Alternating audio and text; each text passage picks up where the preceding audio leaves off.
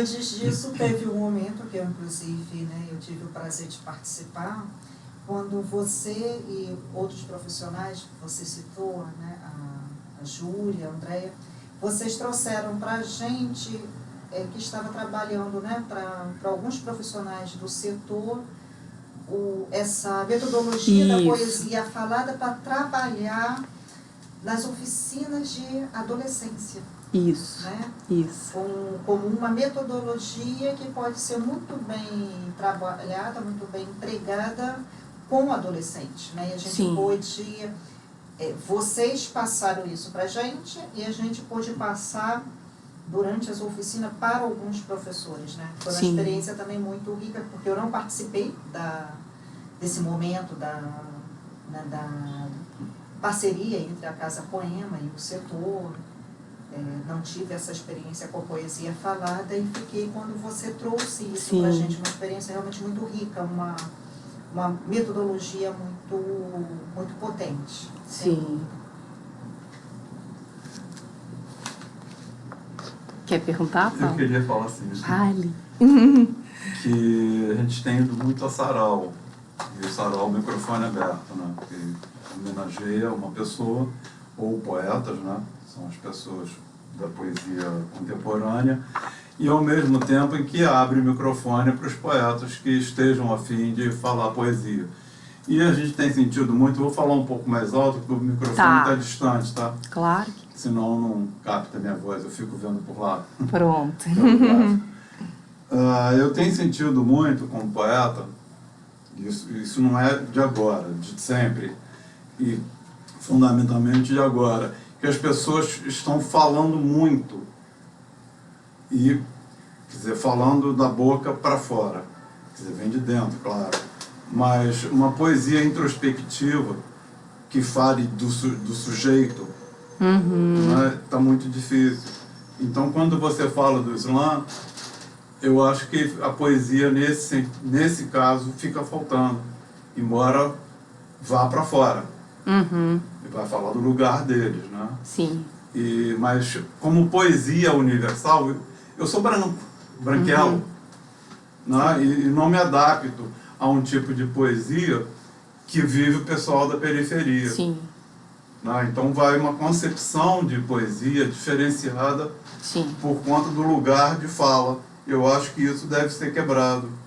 Deveria ser quebrado um pouco. Entendi o que você está falando. Deveria falar um pouco mais da poesia como todo.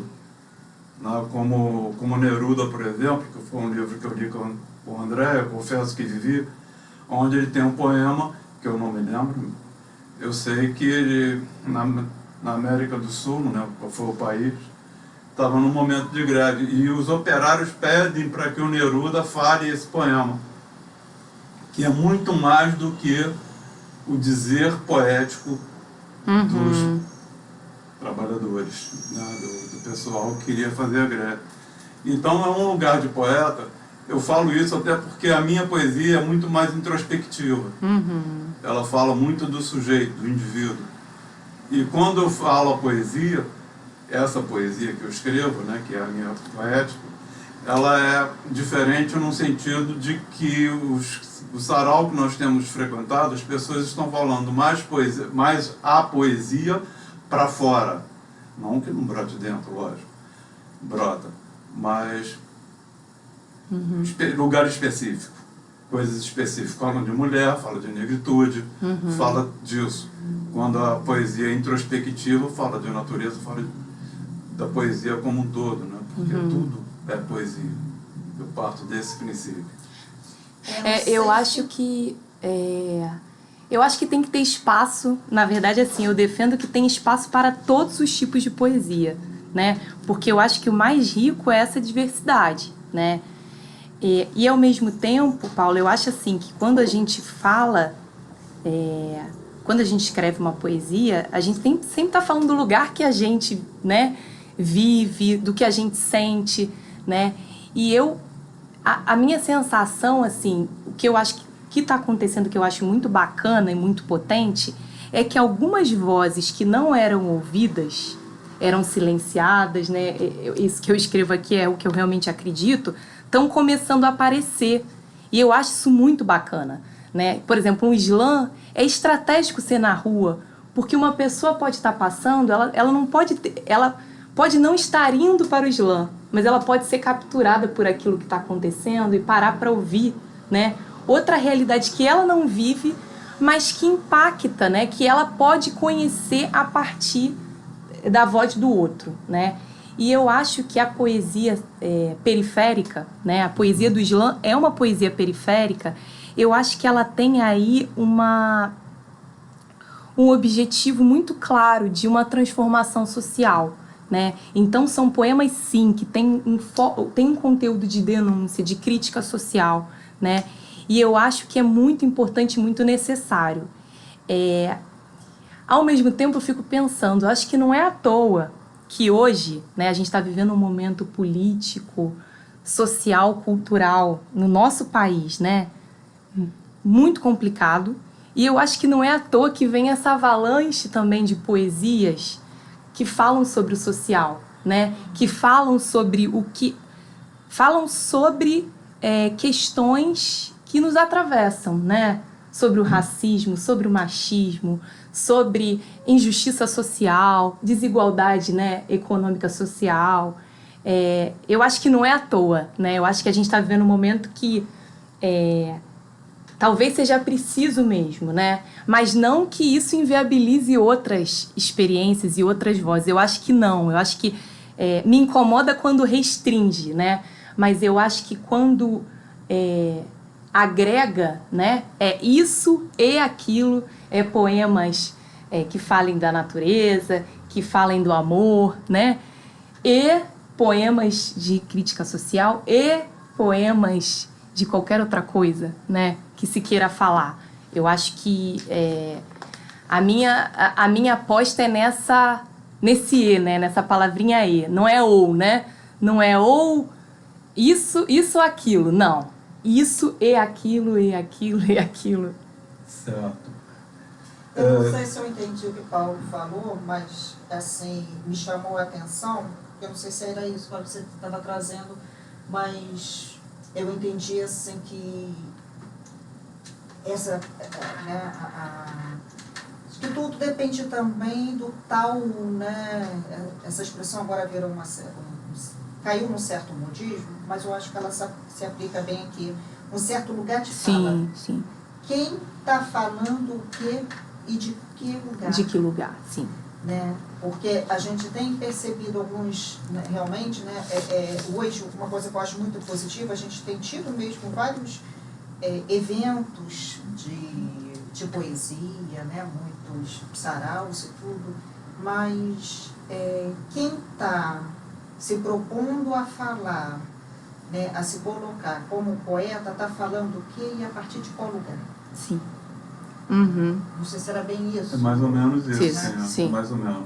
Porque nós temos, né, tem a poesia da periferia, quem está falando dali está falando de uma, né, presumo eu, que esteja falando de um lugar, ali tem o sujeito em jogo. Sim. Porque existe uma vivência, existe uma experiência, existe uma vida que pulsa no que se fala. Sim. Quando, e muitas vezes a gente pode ouvir, entre aspas, aquele conteúdo em outro lugar, só de quem não tem isso no corpo. Sim, mas você está falando isso, Andréia? Sente isso realmente como algo...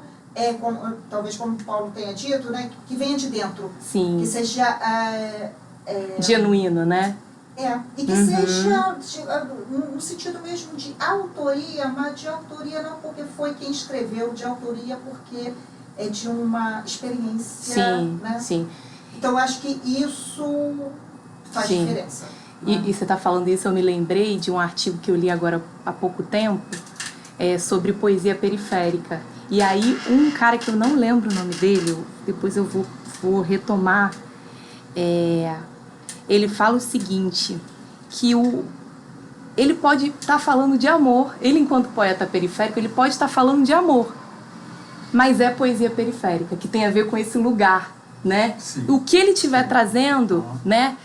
E poeta de periferia pode falar de amor? É claro que pode falar do que quiser, né? Exatamente. Mas de mesmo onde quiser. De onde, né? que seja dele, né? Porque exatamente. Porque tem isso, o sujeito está ali, em jogo naquilo que no momento em que se fala. Sim, é poema de amor, mas não deixa de ser poesia periférica, né? Eu acho que tem essa marcação, assim. Eu costumo dizer que até um poema de guerra antigo, né, dos gregos, contém poesia. Porque você consegue ver poesia naquele drama todo, que é uma guerra, né, onde um campo de batalha, onde a guerra está acontecendo, e você tira um Ulisses, por exemplo, né, você consegue isso, você vê como poderia ter sido e não como foi, segundo Aristóteles.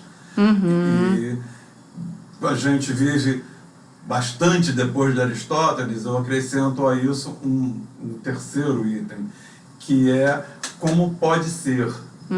E aí que se encaixa o lugar da periferia. E a periferia, falar da poesia, como, né, fala de poesia, como fala, é uma coisa meio óbvia. Porque está vivendo aquilo dia a dia. Agora, diferencia no sentido de que você vai falar de si, de uma realidade que você vive, ou você vai falar, como disse um português, que poesia é tudo que prosa não é. Basta quebrar, vira poesia. Então, nesse sentido, uma bula de remédio é poesia. Sim. Porque quebrou. Sim. Né? E tem que quebrar em coluna. Sim. Né? Então, não é. Sim. É uma e a visão tua poética. fala, como é interessante, né? A tua fala me convocou a querer falar algumas poesias minhas que eu trouxe, e eu tenho muita dificuldade, né? De falar meus poemas, muita dificuldade, porque eu fico me sentindo, muitas vezes eu acho que eu comentei isso com você naquele dia que a gente conversou, Foi. né?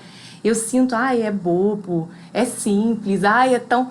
E eu tô nesse processo de não, pode ser o que for, mas é meu, eu escrevi. Exato. E muitas vezes, quando eu compartilho, eu tenho o hábito de compartilhar poesias com amigos próximos, mandar poemas que eu escrevi, né? Áudio, que eu gosto muito da palavra falada. Me encanta essa coisa da voz, né? Eu até escrevi um texto na dissertação que fala da voz, né? E eu mando e muitas vezes o retorno é assim, caraca, me identifiquei muito, isso que você está falando tocou em algo muito meu, né? E que a gente não sabe, né? A gente não tem noção, enquanto uma pessoa que escreve, enquanto poeta, a gente não tem noção de como vai chegar o que a gente está dizendo para o outro, como vai bater no outro. Não dá para saber, né? Então eu acho que é muito legal esse movimento de compartilhar assim, não, vou falar assim minha poesia, né? Para mim é dificílimo, porque eu morro de vergonha e vou e volto. E ontem estava lendo pro André, eu falei assim, nossa, foi tão legal, porque eu não faço isso. É uma coisa que eu escrevi, eu deixo lá, eu não mexo muito, né? E eu tô agora nesse movimento, uma amiga faz aniversário, eu mando uma poesia minha. Não, vou mandar uma poesia minha, que eu escrevi, Sim. né? Por que eu não só mando de outros poetas? Vou mandar a minha. Então, isso está sendo muito legal. Eu queria compartilhar um conto que eu escrevi, que é o conto que é o texto que eu mais gosto, assim, que eu tenho um amor por ele. Você, inclusive, mandou uma pra gente. Mandei logo uma depois daquele encontro, Foi. do lançamento do livro da Josi. Foi. Esse é bem recente, esse que eu mandei, né? Tem pouquinho tempo. Eu trouxe uns bem antigos, mas que eu gosto muito. Esse conto se chama Em Construção. De tanto se dar, ela foi se perdendo ao longo do caminho. Só conseguia se relacionar amorosamente com toda entrega e inteireza, do primeiro ao último encontro. É claro que essa doação de corpo e alma produzia fortes intensidades. E o dia seguinte a um encontro era, para ela, povoado de recordações. Quando o encontro era bom, deixava marcas no seu corpo. Quase podia sentir os beijos, os abraços, os cheiros e os olhares. E uma vontade imensa de viver tudo novamente. Mas no meio do caminho existe o outro, com seus desejos e histórias também, que muitas vezes não se encontravam com os dela. Ela queria muito alguém para amar, para compartilhar as tardes de domingo, para conversar, ler poesia e ouvir músicas cubanas. De tanto procurar, ela estava se perdendo de si mesma. dos seus desejos, preferências e interesses. Qualquer relacionamento que durasse estava valendo a pena. Mas percebia que alguns encontros, ao invés de produzir alegria e crescimento, lhe davam uma sensação de vazio tão grande. Sentia como se estivesse à beira de um abismo, de um precipício. A cada encontro fortuito, a cada beijo, ia deixando pedaços seus pelo caminho. Um sorriso numa esquina, uma alegria na calçada, as pintas do seu colo numa porta de um bar que se fechava. Um olhar doce no ponto de ônibus. Seus fragmentos ficavam assim espalhados pela cidade. Voltava para casa quase vazia. Numa madrugada, era só pernas e orelhas. Com a frequência desses encontros e perdas, a moça ia sentindo a vida lhe escapar. Sentia saudade daquilo que era e decidiu que iria andar pela cidade à procura de seus pedaços. Faria esse percurso sozinha, antes do dia amanhecer e as ruas serem tomadas pelo fluxo de pessoas. Colocou seu vestido mais bonito e colorido e seus brincos de peixe. Na bolsa, um livro da Marta Medeiros e nos ouvidos umas músicas do Marcelo Camelo. De cabeça erguida e cabelos soltos, iniciou sua caminhada. Ao longo do caminho, foi encontrando uma porção de coisas que não eram suas. O sorriso aberto de um mendigo, a doce melodia de uma música cantada por uma senhora na janela do 3º andar. Um sapato pendurado nos fios de um poste. Um colar de pérolas arrebentado, denunciando uma briga de casal na noite anterior. Uma frase escrita no muro. Há sempre um copo de mar pra gente navegar. Há sempre um copo de mar pra gente navegar. Um coração desenhado numa árvore. Um cachorro faminto e cabisbaixo. E ao encontrar todas essas coisas, fragmentos de outras pessoas, marcas de outras histórias, foi se reconstruindo, novamente ganhando corpo e vida. Aos poucos, o olhar foi recuperando o brilho de outrora. A curiosidade voltou a lhe habitar. Uma sensação de aconchego lhe tomou de assalto e um conforto que há muito não experimentava. Sentou no banco de uma praça, sob a sombra de uma árvore, e se pôs a olhar tudo à sua volta. As crianças correndo, os sons e cheiros da cidade, a luminosidade da manhã.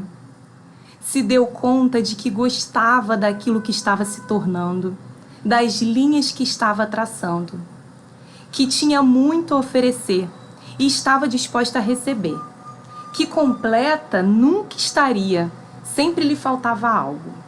Mas o que tinha já era o bastante para viver bem, ser alegre, amar e ser amada. Não deveria mais temer a solidão.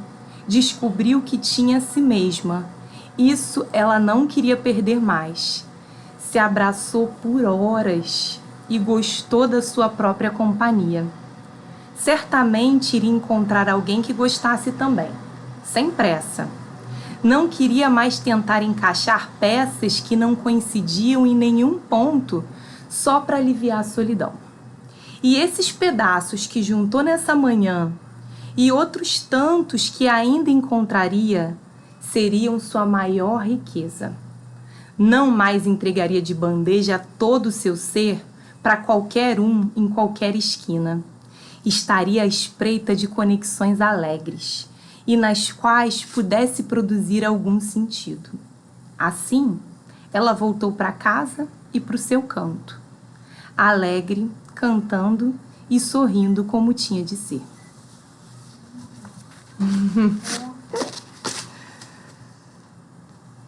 Pois é, e aí não esquecer das prosas poéticas. Das prosas poéticas. Né, que são as escritas que é o que eu estou escrevendo agora, em função da prosa pensadinha. que é muito mais uma escrita no sentido contra-linear mesmo, né, como você apresentou agora, Sim. mas que contém poesia. Dentro desta prosa, ela não é uma prosa pura e simples. Sim, dentro tem sim. a poesia na maneira de escrever a Sim, prosa, sim. inclusive, né? E você deu um conto que está muito, muito próximo a isso, que é um conto que conta em poesia. Sim. As coisas não são o que verdadeiramente são. E eu vejo um filme, eu estava falando ontem pro André, é muito interessante, porque eu tenho muito eu acho que um modo de escrita por imagens, assim, sabe? Eu consigo ver, eu vejo uma imagem, assim, eu vejo visualizo as imagens, né? Então é tanto conto como crônica, como a poesia que eu escrevo, ela tem muita imagem. Você leva o leitor realmente a construir essas imagens e acaba viajando ali junto com o personagem, né? Sim, por esses caminhos, sim. Isso é muito bom. Que eu gosto da poesia, que eu valorizo na poesia, é o fato dela dizer uma coisa que não está dita, Sim. que ela não está marcada. Sim. Então pode ser aquilo para um que esteja lendo, pode ser outra coisa para uma outra pessoa. Ela pode ser uma coisa para você, uma coisa para o André, uma coisa para André, Sim. uma coisa para outra, Sim. outra coisa para mim. Ela nunca é. A poesia nunca é. A gente fala de coisas. E Sim. aquelas coisas são tiradas da Pode vir a ser, né? Pode vir a ser. E pode estar sendo. Sim. A gente pode estar vivendo aquilo, né? Como Sim. você falou, uma coisa fantástica acho que foi o aluno que falou do ferro nas costas. Sim. O ferro nas costas, para esse aluno, pode ser o ferro mesmo. Sim. Para mim, já é um outro ferro. Sim. Mas eu vou ler o ferro nas costas, que Sim. marca, né? Sim. Que deixa a marca. Então, eu acho interessante na poesia isso, né? Ela dizer coisas sem que as coisas fiquem marcadas, cravadas num determinado lugar. Claro, pode ser periférica. Quem diz que eu não sou periférico? Sim. Né? É de acordo com o lugar. O Bauman diz isso na literatura, que fizeram em São Paulo um condomínio, onde dentro do condomínio tinha tudo. Tinha local de trabalho, tinha tudo, a pessoa tem tudo. Foi construído dessa forma. Então, ele pergunta, quem está de fora verdadeiramente? É esse condomínio que está fora da cidade ou a cidade que está fora do condomínio? Uhum. Né? Porque quem está do lado de fora do muro do condomínio vê o condomínio fora. Quem está dentro vê a cidade. Nossa, você me lembrou muito desse artigo que eu li, que eu estava contando, que se chama Poesia Periférica, : Outras centralidades, vem o ponto né, o ponto de interrogação, né? O que é central, né? O que é centralidade, o que é periferia, né? Eu acho que pensar um pouco sobre isso e, por exemplo, quando um slam acontece, ele é um centro, é um ponto central numa periferia, por exemplo, né? É criar centralidades na periferia ou periferias na centralidade, enfim, né? Pra gente pensar, eu acho que é legal esse exercício de pensar isso e ampliar, né? Sim. Muito legal. Eu vou ler outro então, hein? Me empolguei. Vou ler um aqui que eu gosto muito. Esse se chama Amor em Tempos de Revolução. Quero um amor que me tome de assalto, que chegue sem avisar e abale as minhas estruturas, que não peça licença e que me invada de sorrisos, que com seus olhos de criança levada me faça querer brincar sempre um pouco mais, que destrua todas as minhas certezas e provoque as minhas verdades, mas que depois disso me ajude a construir outras. Quero um amor que primeiro queira fazer amor e logo depois a guerra. Que me faça tomar partido e levantar bandeiras. Que me proponha a política dos beijos longos e cafunés até dormir. Que queira criar um mundo melhor para nós dois e para todos. Um mundo mais justo e alegre.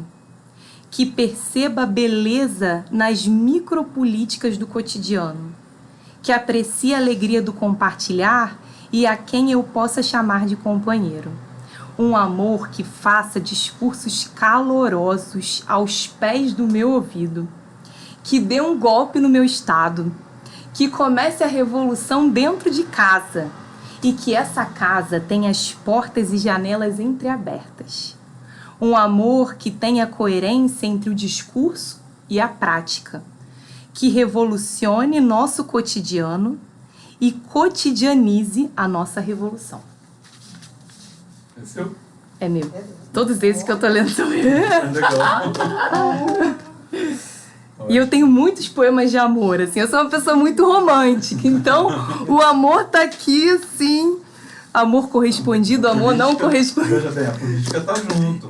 E esse fala disso, né? Esse amor político, política amorosa. Fala bem de cafunés e fala de coisas ao pé da orelha, né? Sim. Traz o palanque para perto do Exatamente, ouvido, né? Exatamente. Eu vou ler mais um, então. Sim, isso aí me lembrou do Caetano Veloso, quer dizer, o inverso de, é o amor, tá? Pega o amor. Que é ficar sem compromisso para fazer festa ou comício com você perto de mim. Ai, que lindo, eu não conheço. É antigo, é bem antigo. Eu era garoto. Você sabe o nome da letra? Não lembro. Aquela da Gal Costa que eu ponho sempre para você ouvir.